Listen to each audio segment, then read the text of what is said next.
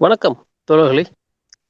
Palestine மீதான இனப்படுகொலை போர் துவங்கி இன்றோடு 717 நாட்கள் ஆகிறது. இந்நிலையில் நேற்று, அதாவது செப்டம்பர் 21 அன்று 4 முக்கியமான நாடுகள் பாலஸ்தீன் நாட்டை அங்கீகாரம் செய்துள்ளன. யுகே, கனடா, ஆஸ்திரேலியா மற்றும் போர்ச்சுகல். மேலும் பிரான்ஸ், பெல்ஜியம் உள்ளிட்ட அடுத்தடுத்த மொத்தம் 11 நாடுகள் அங்கீகாரம் செய்யும் என்று கூறப்பட்டுள்ளன.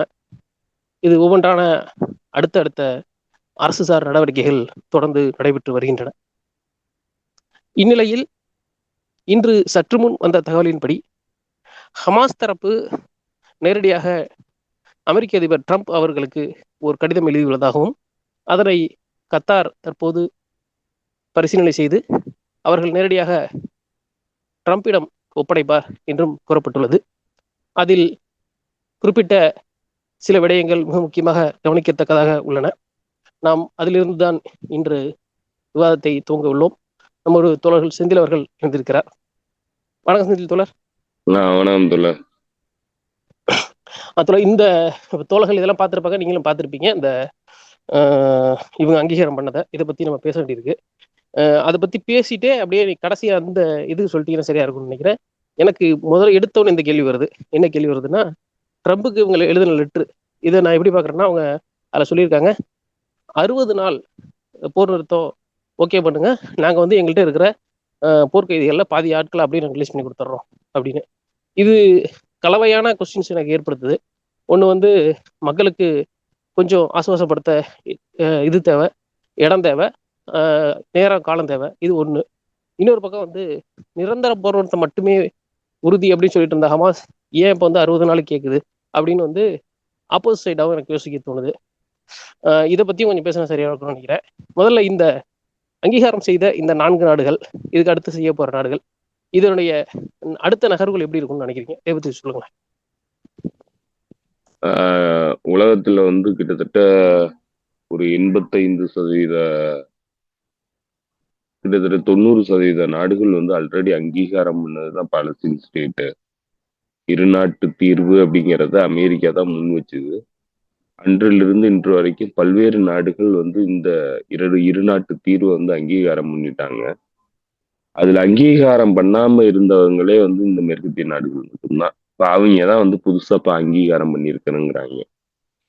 இதுல ஒன்றும் பெரிய மாற்றம் வரப்போறது இல்லை. இப்ப ஆங்கிலோபோன் கண்ட்ரீஸ்ல அமெரிக்காவை தவிர்த்த மற்ற நாடுகள் வந்து இன்னைக்கு நேத்து வந்து அங்கீகாரம் பண்ணியிருக்கிறாங்க.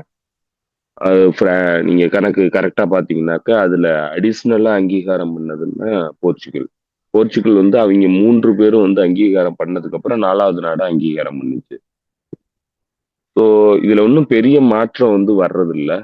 ஆனா லீகலி இந்த மாதிரியான சர்வதேச நாடுகளினுடைய அங்கீகாரம் வந்து ஓரளவுக்கு ஒரு அடையாளத்தை கொடுக்கக்கூடியது. அது ஒரு உதாரணத்துக்கு ஒரு இனப்படுகொலை நடந்துருச்சு அப்படின்னு சொல்லி எல்லாரும் குற்றச்சாட்டு வச்சாலும், மக்கள் தரப்புல இருந்து அதற்கான குற்றச்சாட்டுகளை வச்சாலும், ஆதாரங்கள் இருந்ததுனாலும், சர்வதேச அரங்க பொறுத்தவரையில மற்ற நாடுகள் வந்து அதை அங்கீகாரம் பண்ணணும் அப்படிங்கிற ஒரு இடம் வந்து முக்கியமானதா இருக்கு. அப்ப அது அங்கீகாரம் ஆயிடுச்சுன்னா அது வந்து ஒரு ஆத்தென்டிக்கான, ஏன்னா இப்போ ஸ்டேட் இன்ஸ்டிடியூஷன்ங்கிறது ஒரு ஸ்டேட்டுக்குன்னு ஒரு மரியாதை இருக்கு. அந்த நாடு வந்து ஒரு விஷயத்த சொல்லும் போதும் சொல்றதுக்கும், இண்டிவிஜுவல்ஸ் மக்களா வந்து ஒரு விஷயத்த சொல்றதுக்கும் வேறுபாடு இருக்கு. ஸோ இப்போ அந்த மாதிரி அடிப்படையில சர்வதேசத்தை பொறுத்தளவுல ஒரு நாடு அங்கீகாரம் பண்ணுதுன்னா அதுக்கு முக்கியத்துவம் இருக்கு.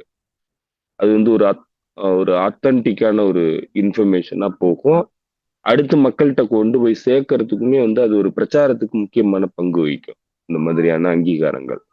ஸோ அந்த வகையில இது ஒரு நல்ல ஒரு உதவிகரமானது பாலஸ்தீனர்களை பொறுத்தளவுல. ஆனா பிராக்டிக்கலா ஏதாவது மாற்றம் நடக்குமா, இதனால வந்து எதுவும் போர்ல வந்து எதுவும் மாற்றம் நடக்குமான்னா கண்டிப்பா நடக்காது. இன்னும் உக்கிரமாகறதுக்கு தான் வாய்ப்பு இருக்கு. அதுதான் நெத்தன்யாகு இன்னைக்கு ஒரு ஜெனரல் அசம்பிளில பேசுறதுக்காக நேத்திக்கு போனப்போ நியூயார்க்ல இருந்து சொன்ன விஷயம் வந்து, ஒரு காலமும் பாலஸ்தீன்கிற ஸ்டேட் வந்து இருக்கிறதுக்கு நான் அனுமதிக்க மாட்டேன். அப்படி ஒரு ஸ்டேட் இருக்கிறதுக்கான வாய்ப்பே கிடையாது. அதுக்கான என்ன பதிலடி கொடுக்கணுமோ அதை வந்து நான் ஊருக்கு வந்ததுக்கு அப்புறம் பண்ணுவேன் அப்படிங்கிறத வார் கிரிமினல் நெத்தன்யாகு சொல்லியிருக்கிறான். ஸோ அதனால ஏதாவது கிரவுண்ட்ல வந்து என்ன மாற்றத்தையும் வந்து உருவாக்க போறது இல்ல. பட் ஒரு ஒரு பேப்பர் லெவல்ல ஒரு மாற்றம் இருக்கு, ஒரு அங்கீகாரம் இருக்கு. ஸோ அதுதான் பண்ணியிருக்கிறாங்க. இந்த இந்த இது வந்து எந்த மாதிரி வந்து செயல்பாட்டுக்கு வரும், இல்லை இவங்களே வந்து இத முழுமையா செயல்பாட்டுக்கு கொண்டு வருவாங்களாங்கன்னா தெரியல. ஏன்னா இது வந்து ஒரு உள்நாட்டுல மிகப்பெரிய அழுத்தம். கடந்த ஒரு வாரத்துக்கு முன்னாடி பிரிட்டன்ல கடுமையான போராட்டங்கள் வந்து பல்வேறு விஷயங்களை தொடர்பா போராட்டம் நடந்தது. கிட்டத்தட்ட வந்து ஒரு ஆயிரக்கணக்கான அதாவது லட்சக்கணக்கான மக்கள் வந்து இந்த போராட்டத்துல வந்து கலந்துகிட்டதா கணக்கீடுகள் சொல்லுது. ஸோ அதனால பப்ளிக் ப்ரெஷர் ரொம்ப அதிகமாயிட்டு இருக்கு ஸ்டார்மர் கவர்மெண்ட்டுக்கு. ஸ்டார்மருக்கு ஆதரவும் கிடையாது மக்கள் மத்தியில. 25% குறைவான அப்ரூவல் ரேட்டிங் தான் வச்சிருக்கிறான். ஸோ அதனால எல்லா வகையிலையும் அழுத்தம் அதிகமாக அதிகமாக அவங்க ஏதாவது கொஞ்சம் மாற்றங்களை பண்ண வேண்டிய அவசியம் ஏற்பட்டிருக்கு. அதற்காக இந்த ஒரு ஒரு அடையாளமான ஒரு விஷயத்த வந்து அவங்க பண்றாங்க. ஸோ தொடர்ந்து இத என்ன மாதிரி அவங்க செயல்பாட்டு கொண்டு வர போறாங்க, இல்ல இதெல்லாம் மதிக்காத இஸ்ரேலுக்கு என்ன மாதிரியான தண்டனையை வந்து கொடுப்பாங்களா, இல்ல தண்டனை கொடுக்கறதுக்கான வாய்ப்பு இருக்கா, அதுக்கு என்ன வழிமுறைகள் இருக்கு, அதெல்லாம் நோக்கி போவாங்களா அப்படிங்கறதெல்லாம் பார்த்துதான் வந்து இது ஏதாவது யூஸ்ஃபுல்லா இருக்குமா, இல்ல ஒண்ணுமே இல்லாம ஒரு பேருக்கு பண்ணதா, இல்ல டிசீட்மெண்ட் பாலிசியா. ஏன்னா டிசீட்மெண்ட் பாலிசியை தொடர்ந்து மேற்கத்திய தரப்பு தொடர்ந்து ஃபாலோ பண்ணுது. ஒவ்வொரு போர்கள் இல்ல ஒவ்வொரு விஷயம் நடக்கிறதுக்கு முன்னாடியும் ஒரு பெரிய நாடகத்தை அரங்கேத்துறாங்க. அந்த மாதிரியான ஒரு நாடக அரங்கேற்றமா இது அப்படிங்கறதெல்லாம் நம்ம வருங்காலங்கள்ல கிளியரா புரிஞ்சுக்க முடியும். இதுல வந்து இந்த 4 நாடுகள் நம்ம எதிர்பார்த்தது வந்து அந்த 11 நாடுகள்னு தொடர்ந்து சொல்லப்பட்டுச்சு. இப்போ அந்த நாடுகளோட நிலைப்பாடு என்ன இருக்கு? பிரான்ஸ் அவரோட அந்த அதிபர் இமானுவேல் மேக்ரான் சொல்லும்போது நாங்கள் அங்கீகாரம் பண்றோம், பட் வந்து பாலஸ்தீனுடைய எம்பசி நீங்க இங்க திறக்கணும் அப்படின்னா ஹமாஸ் வந்து எல்லா ஹோஸ்டேஜஸையும் வெளியில விடணும் அப்படின்னு சொல்லி எப்பவும் போலதான் 2 பக்கம் ஆத்துல ஒரு கால் சேத்துல ஒரு கால் தான் பேசியிருக்காரு. மீதிய நாடுகளோட நிலைப்பாடு என்ன? அவங்க என்ன எப்போ இதை அங்கீகாரம் டிக்ளேர் பண்ண போறாங்க? எல்லாமே யாரு பண்ணாலும் ஏற்கனவே சொன்னதுதான். இதுல ஐ திங்க் வந்து ஐரோப்பிய நாடுகள்ல முக்கியமான நாடு அங்கீகாரம் பண்ணாத 2 நாடுகள்னா, ஒண்ணு அங்கீகாரமே பண்ண மாட்டோம்னு சொல்லிட்டு இருக்கிற 2 முக்கியமான நாடுகள்னா, ஒண்ணு வந்து ஹங்கேரி. ஹங்கேரியோட ஓர்பான் வந்து ஜைனிஸ்டுகளோட ரொம்ப நெருக்கம் காட்டக்கூடிய ஒரு நபர், வலதுசாரி. அதே போல ஜெர்மனி. ஜெர்மனியினுடைய ஃபெடரிக் மெர்ஸ் இப்ப இருக்கிற சான்சலரு ஒரு வாரத்துக்கு முன்னாடி ஒரு கூட்டத்துல பேசும்போது, ஜெர்மனியில பெரிய அளவுக்கு ஆன்டிசெமைட் வயலன்ஸ் வந்து அதிகமாயிடுச்சு, ஆன்டிசெமைட் சென்டிமெண்ட் வந்து அதிகமாயிடுச்சு அப்படின்னு சொல்லி ஒரு நீலி கண்ணீர் வடிச்சான் மனுஷன். பொது மேடையில வந்து நீலி கண்ணீர் வடிச்சான். ஸோ இதுல கூடுதல் தகவல், இதுல வந்து எவ்வளவு கான்ட்ரவர்ஷியான ஒரு விஷயம், இல்ல எவ்வளவு ஹிப்போக்ரிட்டிக்கலான ஒரு விஷயம்னு பாத்தீங்கன்னாக்க, இதே மெர்சினுடைய தாத்தா வந்து எஸ்எஸ் படையில இருந்த நபர், நாச்சியினுடைய எஸ்எஸ் படையில இருந்த நபர். ஸோ அந்த வழித்தோன்றலா வந்த மெர்ஸும் நீ நாச்சின்னு சொல்லிட்டு தான் ரஷ்யா குற்றச்சாட்டை வைக்குது. ஆனா அந்த ஆளு ஜூயிஷ் மக்களுக்கு நடந்த கொடுமைகள் எல்லாம் நினைச்சு என்னால தாங்கிக்க முடியல அப்படின்னு சொல்லிட்டு ஒப்பாரி வச்சு அழுற அளவுக்கு அழுதான். ஸோ இந்த 2 நாடுகளை தவிர்த்து ஐரோப்பிய ஒன்றிய நாடுகள்ல கிட்டத்தட்ட எல்லா நாடுகளும் இப்போ ஒரே லைன்ல வந்திருக்கிறாங்க. அதுல என்னன்னா 2 ஸ்டேட் சொல்யூஷனை நாங்க ஏத்துக்கிறோம், பாலஸ்தீன் ஸ்டேட்டை வந்து நாங்க அங்கீகாரம் பண்றோம் அப்படிங்கிற அந்த நிலைப்பாட்டுக்கு வந்திருக்கிறானுங்க. இது வந்து ஆஹ் ஐரோப்பிய நாடுகளினுடைய கூட்டணியில ஒரு விரிசலை உருவாக்குது. குறிப்பா ஜெர்மனிக்கும் இவனுங்களுக்கும் இருக்கிற இதுல வந்து விரிசல் உருவாகுது. ஹங்கேரிய வந்து ஒரு பெரிய பவரா நம்ம பார்க்க வேண்டாம். ஏன்னா ஐரோப்பிய ஒன்றியத்தை பொறுத்தளவுலையும் நேட்டோவை பொறுத்தளவுலையும் முக்கியமான நாடுகள்னா ஐரோப்பிய நாடுகளை பொறுத்தளவுல பிரான்ஸ், ஜெர்மனி, யுனைடெட் கிங்டம் தான். ஸோ இவனுங்க தான் முக்கியமான நாடுகளா இருந்திருக்கிறானுங்க, முக்கியமான நாடாவும் இருக்கிறானுங்க. ஸோ அதனால இவனுங்கள்ல இப்போ ஜெர்மனி வராது மட்டும்தான் இங்க இருக்கிற ஒரு ஒரு முக்கியமான பிரச்சனை. ஏன்னா ஜெர்மனி தான் பெரிய அளவுக்கு ஆயுத உதவிகளை ஜைனிஸ்ட் என்டிட்டிக்கு தொடர்ந்து பண்ணிட்டு இருக்கு. அமெரிக்காவுக்கு அடுத்த நிலையில இருக்கிறது ஜெர்மனி தான்.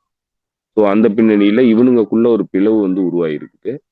ஸோ இதுதான் வந்து இந்த ட்ரெண்ட் வந்து போறதுக்கான வாய்ப்பு இருக்கு. ஏன்னா இதுல பெருசா வந்து அவனுங்க இழக்கிறதுக்கு எதுவும் இல்லை. ஒரு சிம்பாலிக் ஜெஸ்டரா தான் வந்து இந்த அங்கீகாரம் பண்றாங்க. அநேகமா அடுத்து பிரான்ஸும் சரி, இல்ல பிரான்ஸ் கூட அனௌன்ஸ் பண்ணியிருந்த மற்ற நாடுகளும் சரி, இந்த அங்கீகாரத்தை வந்து எக்ஸ்டெண்ட் பண்ணி வருவானுங்கிறது தான் நம்ம எதிர்பார்க்கிறோம். ஓகே தோழர். இதுல வந்து நான் தொடக்கத்துல சொன்ன மாதிரி அந்த லெட்டர் அந்த லெட்டர் வந்து இன்னும் அதிகாரப்பூர்வம் ஹமாஸ் தரப்புலேருந்து வந்த மாதிரி எனக்கு தெரியல. பட் வந்து ஃபாக்ஸ் நியூஸ் தான் சொல்லுது. சீனியர் அஃபிஷியல்ஸ்லாம் கன்ஃபார்ம் பண்ணியிருக்காங்க. லெட்டர் வந்து கத்தாருக்கு தோஹாவில் இருக்குது. இப்போ அதை அனலைஸ் பண்ணிட்டு இருக்குது கத்தார் தரப்பு. அங்கேருந்து அவங்க நேராக இந்த வீக்கில் வந்து இவர்கிட்ட ஹேண்ட் ஓவர் பண்ண போகிறாங்க ட்ரம்ப் கிட்ட அப்படின்னு. அதில் நான் தொடக்கத்தில் கேட்ட மாதிரி 60 நாள் போர் நிறுத்தம் அப்படின்னு வந்தது. எனக்கு பிஃபோராக வந்து நிரந்தர போர் நிறுத்தம் இருந்தால் மட்டும் சொல்லுங்க, மீதியெல்லாம் அப்புறம் பார்த்துக்கலாம், இல்லைன்னா பேசாதீங்க அப்படின்ற இடத்துல தான் ஹமாஸை தான் நான் ஃபீல் பண்ணுறேன். இதை நீங்கள் எப்படி பார்க்குறீங்க இந்த லெட்டரை? தெரியல, இது வந்து ஆரம்ப கட்ட தகவல். அதுவும் வந்திருக்கிற ஒரு சோர்ஸ் வந்து ஒரு ரிலையபிள் சோர்ஸ் கிடையாது, ஃபாக்ஸ் நியூஸ். ஸோ அதனால இப்படி இவ்வளவு விஷயங்கள் இருக்கு. அதனால ஆரம்ப கட்டமா என்ன அந்த இதுக்குள்ள சரத்து இருந்தது, என்ன பின்னணியில கொடுத்துருக்குறாங்க, யாரு கொடுத்தா, உண்மையாவே ஹமாஸ் கொடுத்ததா என்னங்கிறதெல்லாம் நமக்கு தெரியல. ஸோ அதனால தெரியாம அதை பத்தி நம்ம பெருசா வந்து கருத்து சொல்ல வேண்டியது இல்லை. ரெண்டாவது, நம்ம பெரிய ஹோப் வைக்கிறதுக்கு அவசியம் இல்லை. ரெண்டாவது, இந்த மக்களுக்கு வந்து இப்ப இடைக்காலமான நிவாரணம் கொடுக்கறதே மிகப்பெரிய சிக்கல் தான். ஏன்னா மீண்டும் வந்து மறுபடி ஏற்கனவே ஒரு முறை இடைக்காலமா ஒரு நிவாரணம் கொடுத்துட்டு திரும்ப போற ஆரம்பிச்சதுக்கு அப்புறம் எவ்வளவு பெரிய அட்ராசிட்டிஸ் வந்து இப்ப நடக்குது, எவ்வளவு கொடுமையா வந்து அனுபவிச்சுக்கிட்டு இருக்காங்க. ஸோ அதனால தொடர்ந்து வந்து இந்த போர் நடக்கிறதுனால வந்து என்ன மாற்றங்கள் வந்து உருவாக போகுது, அதே தான் வந்து இடையில வந்து நின்றுட்டு நடந்ததுனாலும் உருவாக போகுது. ஸோ அதனால பெரிய ஸ்ட்ராட்டஜிக்கான மாற்றங்கள் வந்து நடக்காது நீங்க இடையில போரே நின்று திரும்ப ஆரம்பிச்சதுனாலும். ஏன்னா ஜைனிஸ்டுகளை பொறுத்தளவுல, நெதன்யாகுவை பொறுத்தளவுல இந்த போரை பேச்சுவார்த்தையின் மூலம் முடிவுக்கு கொண்டு வரக்கூடாதுங்கிறதுல தெளிவா இருக்கிறான். அப்படியே நீங்க ஒருவேளை அந்த மாதிரியான ஒரு முயற்சியை கையில எடுத்தீங்கன்னா அதை உடைக்கிறதுக்கும் தயாரா இருக்கிறான். ஸோ அதான் தொடர்ந்து பண்ணிட்டு இருக்கான். ஏன்னா போன முறை பேச்சுவார்த்தையில கிட்டத்தட்ட உடன்பாடு எட்டப்பட்டு முதல் கட்டமான போர் நிறுத்தம், அதுக்கு அடுத்து 2ஆம் கட்ட போர் நிறுத்தம், 3ஆம் கட்ட போர் நிறுத்தம்னு முடிவான ஒரு போர் நிறுத்தத்தை வந்து கொண்டு வரணுங்கிறது தான் அதனுடைய நோக்கமா இருந்தது, ஃப்ரேம்வொர்க்கா இருந்தது. பட் அதுல ஏதாவது நடந்ததா அப்படின்னா இல்ல. ஸோ எதிரியை பொறுத்தளவுல அவன் அந்த போரை வந்து நிறுத்தணுங்கிறதுல அவன் எந்த வகையிலையும் அவனுக்கு அக்கறை கிடையாது. அவன் தொடர்ந்து வந்து இந்த போரை நடத்தணுங்கிறதுல தெளிவா இருக்கான். இன்னும் சொல்ல போனா இந்த ஹாஸ்டேஜஸ் வந்து விட்டு வைக்கிறதுக்கு அடிப்படை காரணமே இந்த போரை வந்து தொடர்ந்து நடத்தி இனப்படுகொலை பண்ணுங்கிறது தான். கம்ப்ளீட்டா எத்னிக் கிளென்சிங் பண்ணுங்கிறது தான் அவனுடைய திட்டம். அவன் இந்த போரை வந்து தோல்வியில ஆரம்பிச்சு அதை வெற்றியா முடிக்கணுங்கிறதுல ரொம்ப தெளிவா வேலை பார்க்குறான். அப்ப வெற்றியா முடிக்கணும்னா கம்ப்ளீட் எக்ஸ்பல்சன் பண்ணும் பாலஸ்தீனியர்களை. அதை நோக்கி தான் அந்த போரை நகர்த்துறான். ஸோ அதனால இடையில வந்து யார் ஸ்டாப் பண்ணாலும் ஸ்டாப் ஆக மாட்டான். அந்த பின்னணியில என்ன முயற்சிகளை வந்து யார் எடுத்திருந்தாலும் அது நடைமுறைக்கு வருமா அப்படின்னா இஸ்ரேல் கையில தான் இருக்கு. ஆனா இஸ்ரேல் வந்து பிரசிடென்ட்டை பாத்தீங்கன்னா இஸ்ரேல் வந்து இந்த போரை வந்து நிறுத்துறதுக்கான வாய்ப்பே இல்லைங்கிறது தான் கிளியரா தெரியுது. இதுல நீங்க சொன்ன பிறகு இன்னொன்று முக்கியம் வருது. என்னன்னா இன்னைக்கு வந்து ஒரு தகவல் வந்து மார்க்கோ ரூபியோ வந்து நிறைய கூப்பிட்டு நீங்க அனெக்சேஷன் பண்ணிடுங்க வெஸ்ட் பேங்க, உங்களோட சேர்த்துருங்க அப்படின்னு அவர் கிரீன் சிக்னல் கொடுத்துட்டாரு அப்படின்னு ஒரு தகவலை சேனல் 12 வந்து ஹீப்ரூ சேனல் 12 சொல்லியிருக்கு. இந்த அனெக்சேஷன் அப்படின்றது வந்து என்ன மாதிரியான விளைவுகளை ஏற்படுத்தும் அப்படின்ற ஒரு கேள்வி இருக்கு. யுஏஇ வந்து அப்பப்போ சொல்றது என்னன்னா, அது உண்மையில சொல்லுதா பொய்ய 90% பொய் தான் சொல்லுவோம். அப்பப்போ சொல்றது நீங்க அனெக்சேஷன் வந்து வெஸ்ட் பேங்க பண்றது அப்படிங்கிறது ரெட் லைனு, அது வந்து வேலைக்கு ஆகாது, வேற மாதிரி தான் நாங்கள் முடிவு எடுக்க வேண்டியிருக்கோம் அப்படிலாம் சொன்னிச்சு. ஜோர்டான் மற்ற நாடுகளும் அப்படிதான் அதை பார்க்குது. இதை எப்படி பார்க்கறது? இந்த அனெக்சேஷன் இவங்க பண்ணிட்டாங்கன்னா அடுத்து என்ன நடக்கும் அப்படின்றது தெரியல. மேபி உள்ளுக்குள்ள இருந்து மட்டும் தான் வழக்கம் போல சார் நடக்குமா? இப்போ அவங்க வழக்கம் போல 2 கட்டண அறிக்கை விட்டு உட்காந்து கோயலாம். இது எப்படி போகும்னு தெரியலையே. கிட்டத்தட்ட அதுதான் எதிர்பார்க்கலாம். ஏன்னா இவனுங்க ரெட் லைன்னு சொல்லி என்னைக்கு எல்லா ரெட் லைனையும் கிராஸ் பண்ணாலும் இவனுங்க ஒன்றும் செயல்பட மாட்டானுங்கிறத இவனுக்கு தெளிவா உணர்த்திருக்கானுங்க. கத்தார்ல தாக்குதல் நடத்தினதுக்கு அப்புறமுமே வந்து இவனுங்களுக்கு ஒரு ரெட் லைனும் கிடையாது. ஸோ அதனால என்ன பெரிய ரெட் லைனை வச்சு இவனுங்க என்ன முடிவு எடுக்க போறானுங்க, இல்லை என்ன பண்ணிடுவானுங்க அப்படின்னா ஐ டோன்ட் திங்க் எதுவுமே வந்து இவனுங்க பண்ண மாட்டானுங்க. ஆனா இப்போ இதுல முக்கியமான இரண்டு நாடுகள் பாதிப்புக்குள்ளாக போற மிக முக்கியமான ரெண்டு நாடுகள்ல ஒண்ணு வந்து மிக முக்கியமானது ஜோர்டான். வெஸ்ட் பேங்க்ல வந்து அனெக்சேஷன் நடந்து எக்ஸ்பல்ஷன் நடந்ததுன்னா, மக்களை வந்து வெளியேற்றுற வேலை வந்து இன சுத்திகரிப்பு நடந்ததுன்னா, அது மிகப்பெரிய ஆபத்து ஜோர்டானுக்கு. அப்ப போர் வந்து ஜோர்டானுக்கு விரிவடையும் அப்படி ஒரு வேலை நடந்ததுன்னா. ஸோ அதனால ஜோர்டான் வந்து மிகப்பெரிய அச்சுறுத்தலுக்கு உள்ளாயிருக்கு. இன்னொரு பக்கம் காசால இருந்து மக்களை வெளியேத்துனா சினாய் பாலைவனத்துக்கு தான் போகணும். அது எகிப்துக்கு மிகப்பெரிய சிக்கலை வந்து உருவாக்கும். எகிப்து வந்து மிகப்பெரிய நெருக்கடியை வந்து எதிர்கொண்டுகிட்டு இருக்கு. இப்ப இந்த ரெண்டு நாடுகளும் மிகப்பெரிய சிக்கல்ல வந்து எதிர்கொண்டுகிட்டு இருக்காங்க. இந்த ரெண்டு பிளான்லயும் இந்த ரெண்டு நாடுகளும் மிகப்பெரிய சிக்கலை எதிர்கொண்டுகிட்டு இருக்கு. இப்ப இதனாலதான் சிசி எகிப்தினுடைய சிசி வந்து அந்த இஸ்லாமிக் கோஆபரேஷன் மீட்டிங் நடந்தப்போ சொன்னது, நம்ம வந்து நமக்கு தேவையான ஒரு நேட்டோ மாதிரியான ஒரு படை மிலிட்டரி அலைன்ஸ் வந்து நம்ம உருவாக்கிக்கணும், இல்லைன்னா நம்மளால பாதுகாத்துக்க முடியாது அப்படின்னு சொன்னது. ஆனா அது ரிஜெக்ட் பண்ணப்பட்டுருச்சு. அது வந்து பெருசா வந்து செயல்பாட்டுக்கு வர்றதுக்கு யாருமே விரும்பல. இன்னும் சொல்ல போனா குறிப்பான தகவல்கள் என்னன்னா, யுனைடெட் அரப் எமிரேட்ஸும் கத்தாரும் அதை அனுமதிக்கல, பிளாக் பண்ணிட்டாங்க அப்படிங்கிறது தான் தகவல். ஸோ அதனால இதுல ரெண்டு முக்கியமான நாடுகள் வந்து மிகப்பெரிய சிக்கல்களை வந்து எதிர்கொண்டுகிட்டு இருக்கு. ஒண்ணு வந்து எகிப்து, இன்னொன்னு ஜோர்டான். இப்ப அவங்க ரெண்டு பேர்த்துக்கும் அது பெரிய ஆப்பு தான். ஸோ ஆனா ஏதாவது போர்லயோ இல்ல வேற எதுலயும் வந்து இந்த மாற்றமும் நடந்துருமான்னா நடக்கிறதுக்கு வாய்ப்பு மிக மிக குறைவு தான். இன்னும் தீவிரமாகுமே தவிர வந்து போர் வந்து குறையறதுக்கு வாய்ப்பு குறைவு. ஓகே ஓகே தோழர், நீங்க இந்த இதை சொன்னதுக்கு அப்புறம் தான் எனக்கு ஞாபகம் வருது, எகிப்தோட அந்த பிளானை வந்து இவங்க கேன்சல் பண்ணிட்டாங்க ரெண்டு பேரும் சேர்ந்து அப்படின்னு சொன்ன பிறகுதான் ஆக்சுவலா 2 நாளா ஒரு தகவல் வந்துகிட்டே இருக்கு. என்னன்னா ட்ரம்ப் கிட்ட நேரடியா போய் பேசிட்டு இருக்கிறாரு நெத்தன்யாகு. என்னன்னா சினாய் பாலைவனத்துல அவங்க வந்து மிலிட்ரியை கொண்டாந்து இறக்க ஆரம்பிச்சிருக்கிறாங்க எகிப்து, அதை கண்ட்ரோல் பண்ணுங்க, அவங்கள பின்னாடி போக சொல்லுங்க அப்படின்னு பேசுறதா சொல்றாங்க. இது ஒரு பக்கம் இருக்கும்போது திரும்ப வந்து நம்ம பழைய ஒரு செய்தியே திரும்ப பேச வேண்டியிருக்கு. என்னன்னா பாகிஸ்தானுக்கும் சவுதி அரேபியாவுக்கும் நடந்த அந்த கையெழுத்து, அதன் பிறகு வந்து பேசும்போது அதனுடைய பாதுகாப்பு அமைச்சர் வந்து, பாதுகாப்புத்துறை அமைச்சர் வந்து பாகிஸ்தானுடைய பாதுகாப்புத்துறை அமைச்சர் அவர் வந்து ரொம்ப ஸ்பெசிஃபிக்கா சொல்றாரு, இந்தியா எங்க மேல தாக்குதல் நடத்துச்சுன்னா எங்களுக்கு ஆதரவா சவுதி நேரடியா வரும் அப்படின்னு. இது பல்வேறு விதமான ஒரு இதை கொண்டு வருது. நான் கூட சொல்லலாம், இது எதுக்கு தேவையில்லாம வந்து இந்திய வெளியுறவுத்துறை போய் இதை மெனக்கெட்ட ஒரு விஷயமா பார்த்துட்டு இருக்கிறது, கண்டுக்காம விட்டுலாமே அப்படின்ட்டு. ஆக்சுவலா இது என்ன மாதிரியான விளைவுகளை ஏற்படுத்தும் நினைக்கிறீங்க? இது ரெண்டும் பேசிட்டா கொஞ்சம் சரியா இருக்கும்னு நினைக்கிறேன். அதாவது பாகிஸ்தானுடைய உதவி சவுதி அரேபியாவுக்கு எந்த பின்னணியில தேவைன்னா மிலிட்டரி ரீதியா தேவை. ஏன்னா இப்ப அந்த ஆபரேஷன் சிந்தூர்னு நடந்ததுல வந்து பாகிஸ்தான் வெற்றி அடைஞ்சிட்டதா ஒரு தோற்றப்பாடு இருக்கு. அது சர்வதேச அரங்குல வந்து பெரிய அளவுக்கு எடுபட்டு இருக்கு. அது உண்மையா பொய்யான்னு தெரியல. இப்போ சமீபத்துல பேசின அதனுடைய முன்னாள்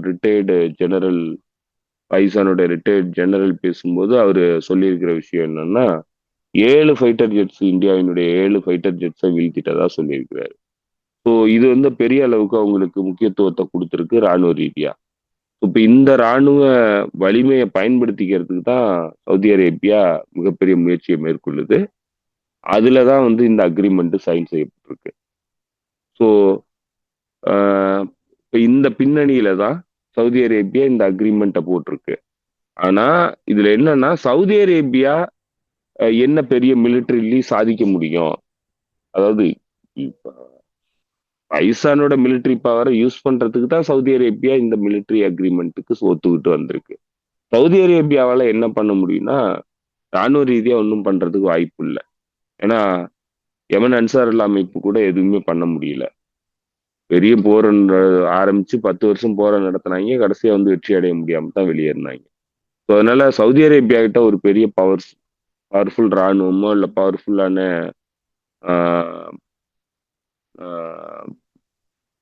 எக்யூப்மெண்ட்ஸோ கிடையாது. ஏன்னா எல்லாமே அமெரிக்கன் எக்யூப்மெண்ட்ஸ் தான். அவங்களுக்கு டெக்னீஷியன்ஸுமே வந்து ஆல்மோஸ்ட் அமெரிக்கன் டெக்னீஷியன்ஸ் தான் வந்து அதெல்லாம் வந்து இயக்கிட்டு இருக்காங்க. ஸோ அதனால சவுதி அரேபியாவுக்கு தான் பாகிஸ்தான் வந்து ராணுவ ரீதியா தேவை. சவுதி அரேபியானால ராணுவ ரீதியா பாகிஸ்தானுக்கு பெருசா உதவி பண்ண முடியாது. ஸோ அதனால வேற கால்குலேஷன்ல பாகிஸ்தான் வந்து இத பாசிட்டிவா பாக்குதுன்னா, பாகிஸ்தானுக்கு ஒன்னே ஒண்ணுதான் தேவை. பாகிஸ்தானுக்கு இன்றைய நிலையில காசு தேவை, இன்வெஸ்ட்மெண்ட்ஸ் தேவை. அது சவுதி அரேபியா கிட்ட நிறைய இருக்கு. சவுதி அரேபியாவுக்கு பாதுகாப்பு தேவை. ஸோ இந்த மியூச்சுவல் பெனிஃபிட்டின் அடிப்படையில தான் வந்து இந்த அக்ரிமெண்ட் சைன் செய்யப்பட்டிருக்கு தவிர வைஸ் வெர்ஸா கிடையாது, ஆப்போசிட் கிடையாது. அது சவுதி அரேபியா ராணுவ ரீதியா பாகிஸ்தானுக்கு உதவி பண்ணும், பாகிஸ்தான் வந்து பணம் கொடுக்கறதுக்கு ஒன்றும் கிடையாது, இல்ல பாகிஸ்தான் வந்து அதுக்கு மியூச்சுவலா வந்து சப்போர்ட் பண்ணும் அப்படிங்கிறது மட்டும் கிடையாது. சவுதி அரேபியானால ஒன்றும் பண்ண முடியாது. சவுதி அரேபியாவை ப்ரொடெக்ட் பண்றதுக்கு பாகிஸ்தானுக்கு அக்ரிமெண்ட் கொடுத்துருக்குறாங்க, பாகிஸ்தான் ப்ரொடெக்ட் பண்ணும். அதை தவிர சவுதி அரேபியா பாகிஸ்தானுக்கு உதவி பண்றதுக்கு ஒண்ணுமே இல்லை. இந்த ரீஜன்ல வேற ஏதாவது நம்ம சேர்க்க வேண்டியிருக்குதா? லெபனான்ல எதுவும் பேச வேண்டியிருக்கா? ஈரானோடதுல ஏதாவது முக்கியமான தகவல் இருக்கா? இப்போ லெபனான்ல இருந்து 2 நாளைக்கு முன்னாடி இந்த பேஜர் குண்டுவெடிப்பு தாக்குதலினுடைய நினைவு நாள், அதற்கு முன்னாடி வந்து அப்துல் காதர்னு இப்ராஹிம் அக்கீல் வந்து ரத்வான் ஃபோர்ஸினுடைய கமாண்டர் இன் சீஃபா இருந்தவர், ஹெஸ்புல்லாவினுடைய எலைட் ஃபோர்ஸ். அவருடைய அசாசினேஷன்ஸ், அவரோட சேர்த்து 14 கமாண்டர்ஸ், ரத்வான் ஃபோர்ஸினுடைய 14 கமாண்டர்ஸ், ஒரு 50க்கும் மேற்பட்ட பொதுமக்கள், குழந்தைகள் உட்பட. ஸோ அவங்களுடைய நினைவு நாள் வந்துச்சு. அதுக்கு பேசியிருந்தாரு ஹிஸ்புல்லாவினுடைய general secretary Sayyed Naim Qassem. So அதுல அவர் சொன்ன விஷயம், அதுக்கு அடுத்து இப்ப இந்த பேஜர் தாக்குதலுக்காக பேசும்போது சொன்ன விஷயம், இதுல ரெண்டுலயும் முக்கியமான விஷயம் என்னன்னா,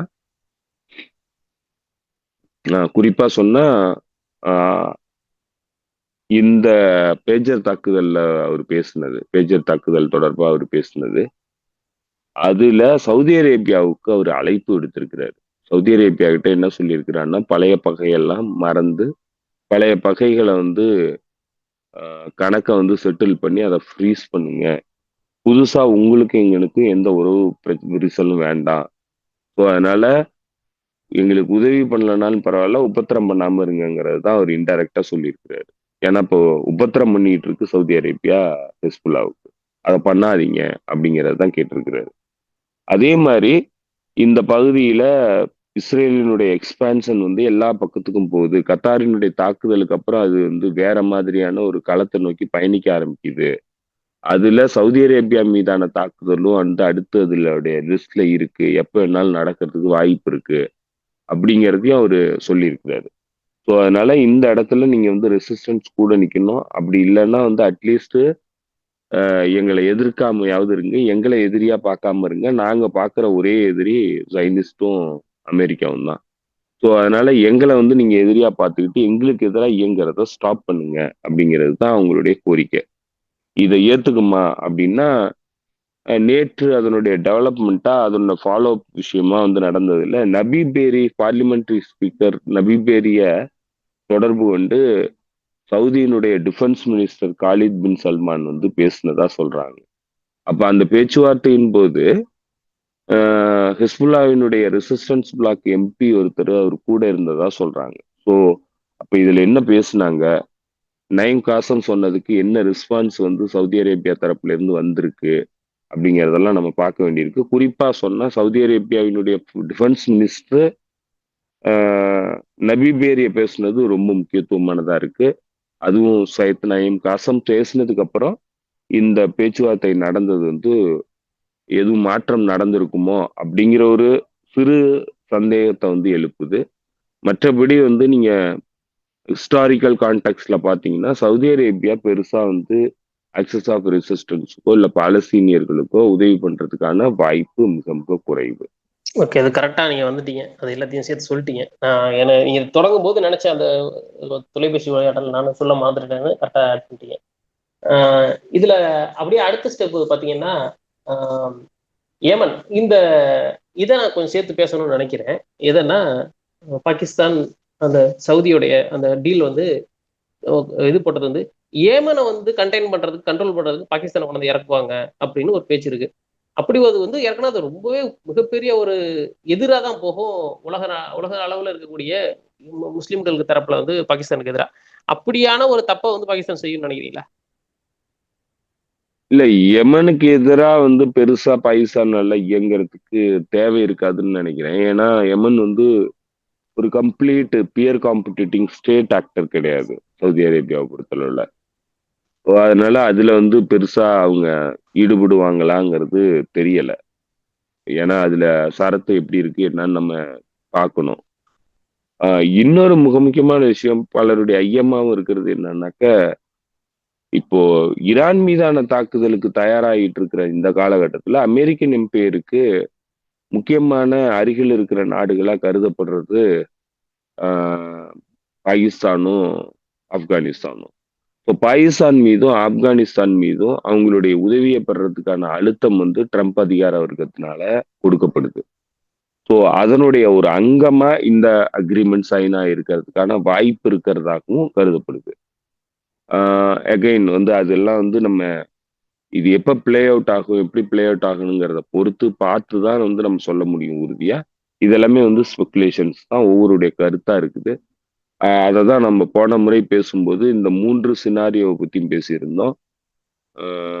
இஸ்ரேல் தாக்குதல் நடத்துறதுக்காக ஒருவேளை பேசுறதுக்கு வாய்ப்பு இருக்கு. இன்னொரு பக்கம் ஈரானுக்கு எதிரான நடவடிக்கைக்காக சவுதி அரேபியா கூட இந்த ஒப்பந்தத்தை ஏற்படுத்துறதுக்கு வாய்ப்பு இருக்கு. 3வது யமனை பத்தி பேசியிருந்தோம். இப்ப இந்த 3ல இதுவும் இருக்கு அப்படிங்கறது தான் நான் சொல்ல வர்றேன். ஆனா இதுல ஆக்சுவலா உறுதியா என்ன பர்பஸ்க்காக இவங்க பண்ணாங்கங்கிறத நம்மளால இன்னும் உறுதியா சொல்ல முடியல. நடைமுறைகள் அனுபவபூர்வமா நம்ம பார்க்கும்போது மட்டும்தான் நம்ம அதை உறுதிப்படுத்தி பேச முடியும். சரி, நீங்க ஆப்கானிஸ்தான் சொன்னதுனால அடுத்து ஒரு ஒரு இது விமான படைத்தளத்தை எங்களுக்கு கொடுத்துடணும், ரிட்டர்ன் கொடுத்துடணும் அப்படின்னு ட்ரம்ப் சொன்னது. அதுக்கு 1 மீட்டர் இடம் கூட கிடைக்காது, உங்களால் முடிஞ்சா பாத்துங்க அப்படின்னு சொல்லி ஆப்கானிஸ்தான் சொன்னது. அதுல ட்ரம்ப் போட்டிருந்த ட்விட் என்னமோ நாங்க பில்டு பண்ணோம் அப்படின்ற மாதிரி ஒரு ட்விட் போட்டிருந்தாரு. அதுக்கு சோவியத் தரப்புல இருந்த ஒரு ட்விட்டர் ஐடி போட்டிருந்துச்சு, இது முதல்ல கட்டினதே சோவியத் யூனியன் தான் 50களில், நீங்க இதை நீங்க கட்டணும்னு எந்த கணக்குல சொல்றீங்க அப்படின்னு. நான் அவரை போய் தேடி பார்த்தேன், உண்மையிலேயே அப்போதைக்கு 56 57களில் சோவியத் யூனியன் தான் கட்டியிருக்கு. ஏன் அந்த ஒரு குறிப்பிட்ட இடத்த கேட்குறாங்க? ஏன்னா இன்னொரு இது என்ன வருதுன்னா, ஈரானை கண்ட்ரோல் பண்றதுக்கு அந்த பிளேஸ் அவங்களுக்கு தேவைப்படும், கண்டிப்பா பெரிய உதவியா இருக்கும் அப்படின்னு சொல்றாங்க. இதையே எல்லாத்தையும் விட்டுட்டு போன அமெரிக்கா இப்போ இது கேக்குது, இதான் காரணமா? அதுவும் ஒரு காரணம். இன்னொரு முக்கியமான விஷயம் என்னன்னாக்க, அமெரிக்கா ஒரு நாட்டை ஆக்குப்பை பண்ணிட்டு விட்டுட்டே போகாது. ஏன்னா இதுல அதான் நடக்குது, ஈராக்ல அதுதான் நடக்குது, சிரியால அதுதான் நடந்துட்டு இருக்கு. இன்னும் உலகத்துல எங்கெங்கெல்லாம் அது போச்சோ, அடி வச்சுதோ அங்கெல்லாம் திரும்பி விட்டு கொடுத்துட்டு போகாது. ஸோ ஆனா ஆப்கானிஸ்தான்ல நிலைமையே மோசமாகி அவங்க விட்டுட்டு திடுத்துப்புன்னு வெளியேறிட்டாங்க. ஒரு பேஸ் கூட அவங்களுக்கு கிடையாது, துருப்புகள் எல்லாம் வெளியேறிட்டாங்க. ஸோ அதனால மீண்டும் அந்த பிரசிடென்ட்டை மாத்தணும்னு சொல்லிட்டு ட்ரம்ப்புக்கு ஒரு நோக்கம் இருக்கு. ஸோ அதற்காக இந்த முயற்சி நடக்கலாம். இன்னொரு பக்கம் நீங்க சொன்ன மாதிரி ஈரான் மீதான தாக்குதலுக்கு எல்லா தரப்புல இருந்தும் தங்களுடைய இதை தயார்படுத்தணுங்கிற பட்சத்துல ஆப்கானிஸ்தான்ங்கிறது முக்கியமான ஒரு தியேட்டரு. அதனால ஆப்கானிஸ்தானை தன்னுடைய முழு கட்டுப்பாட்டுல கொண்டு வரணும். அதே போல ஆப்கானிஸ்தான்ல பேஸை எடுத்துக்கிட்டு அதன் மூலமா ஈரான் மீது தாக்குதல் நடத்தலாம். அது ஈரானுக்கான அச்சுறுத்தல் மட்டும் கிடையாது, ஆப்கானிஸ்தானை பொறுத்தளவுல அது 2 பெரும் பிளேயர்ஸ்க்கான அச்சுறுத்தலாகவும் இருக்கு. ஒண்ணு பெல்ட் அண்ட் ரோடு இனிஷியேட்டிவ் பண்ணிட்டு இருக்கக்கூடிய சைனா, இன்னொன்னு ரஷ்யா. ரஷ்யாவுக்கும் மிகப்பெரிய அச்சுறுத்தல். ஏன்னா சோவியத் யூனியனுடைய வீழ்ச்சி ஆப்கானிஸ்தான் போர்ல மிக முக்கியமான ரோலா பிளே ஆச்சு அதனுடைய வீழ்ச்சிக்கு. ஸோ இப்படி பல ஆங்கிள் இருக்கு ஆப்கானிஸ்தான்ல, ஏன் அவங்க அந்த பேஸ கோர்றாங்கிறதுக்கு. இதுல இருந்து அப்படியே நம்ம வேற ஏதாவது இந்த பகுதியில முக்கிய தகவல் இல்லைன்னா நம்ம ரஷ்யா இதை பத்தி கொஞ்சம் பேசிக்கிட்டு முடிச்சுக்கலாம் நினைக்கிறேன். அங்க இருக்கக்கூடிய சுச்சுவேஷன் எப்படி இருக்கு? நான் பார்த்த வரைக்கும் இன்னும் ஃபுல் ஃபார்வர்ட்ல தான் அவங்க போய்கிட்டு இருக்காங்க அப்படின்னு தெரியுது. அவங்க இப்போ சமீபத்தில் பேசும்போது ட்ரம்ப் எதை சொல்லுவாரு, என்னை ஏமாத்திட்டாரு புட்டின்னு, நான் அதெல்லாம் பண்றேன் இதெல்லாம் பண்றேன்னு சொன்னாரு. நான் சொல்ற கடைசியில பார்த்து கேட்க மாட்டாரு, அவர் ஏமாத்திட்டாரு அப்படின்னு சொல்லி தம்பு சொல்லிட்டு இருக்காப்ல. இப்போதைய சூழ்நிலை அங்க எப்படி இருக்குல்ல? கடுமையான தாக்குதல்கள் நேற்று இரவு, இன்றைக்கு விடிய காலம் யுக்ரைன் முழுக்க வந்து தாக்குதல்கள் நடந்திருக்கு. ஜெப்ரோசியா நகரத்துக்குள்ள கடுமையான தாக்குதல்கள் நடந்திருக்கு. அதே போல பேட்டில் ஃபீல்டை பொறுத்தளவுல பெக்ரோஸ் நகரத்துல வடகிழக்கு பகுதியிலையும் தென்மேற்கு பகுதியிலையும் வந்து உள்ளுக்கு நுழைஞ்சிட்டதா சொல்றாங்க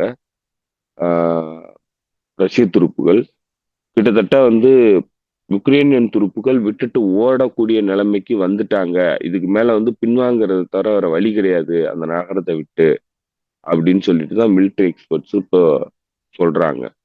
ஸோ அநேகமா அது நடக்கிறதுக்கான வாய்ப்பு இருக்கிறதா தான் கருதப்படுது. ஒருவேளை வந்து பெக்ரோஸ்க் நகரத்துல இருந்து வெளியேறிட்டாங்கன்னா அவங்களுடைய லாஜிஸ்டிக்கல் சப்போர்ட் வந்து கம்ப்ளீட்டா சிக்கலாயிடும்.